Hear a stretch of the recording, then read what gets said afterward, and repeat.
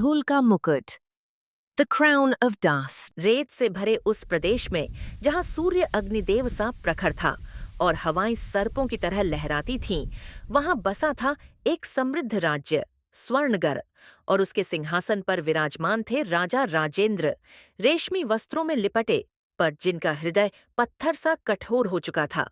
राजा के मुकुट की चमक महल को रोशन करती है। सेवक नतमस्तक होते हैं। राजा निर्विकार होकर आगे बढ़ता है। जनता झुकती थी, सेनापति सलाम करते थे, पर कोई उनकी आंखों में नहीं देख पाता था, क्योंकि वहां करुणा शेष न थी। एक सुबह जब दरबार चाटुकारों से गूंज रहा था, एक अजनबी आया, फटे वस्त्रों में, बिवाइयों से भरे पांव और माथे पर एक तपस्वी का तिलक। वह निडरता से प्रहरी पार कर गया। दरबारी हंसे, पर वह राजा के सामने झुक गया। अजनबी शांत स्थिर स्वर में, हे राजेंद्र, तू सोने का मुकुट पहनता है, क्या तू धूल का मुकुट पहन सकेगा? दरबार हंसता है, मंत्री नाराज होते हैं, पर राजा उत्सुक होकर सभी को शांत करता है। राजा राजेंद्र, मैंने राज्य जीते हैं, धूल मेरा क्या बिगाड़ सकती है?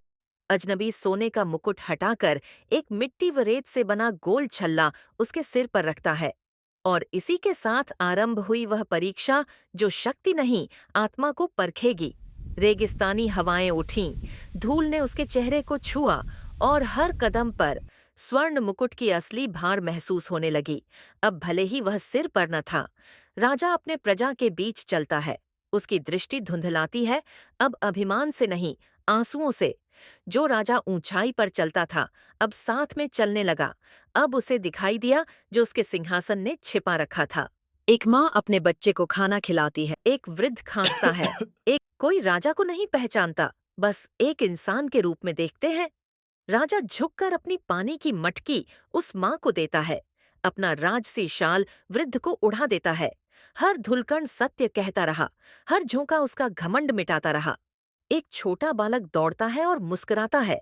राजा उसे उठाकर हंसता है, पहली बार एक मानव की तरह। राजेंद्र, जो युद्धों का शेर था, अब करुणा का सेवक बन गया था। शाम को वह महल लौटता है। वस्त्र फटे हैं, हाथ धूल में सने हैं, मुकुट कहीं नहीं, पर आंखों में शांति की चमक है। सिंहासन खाली है, अजनबी चला गया है, बस धूल का मुकुट शांति से पड़ा है, सांझ की रोशनी में चमकता हुआ। कहते हैं उस दिन के बाद उसका राज बदल गया।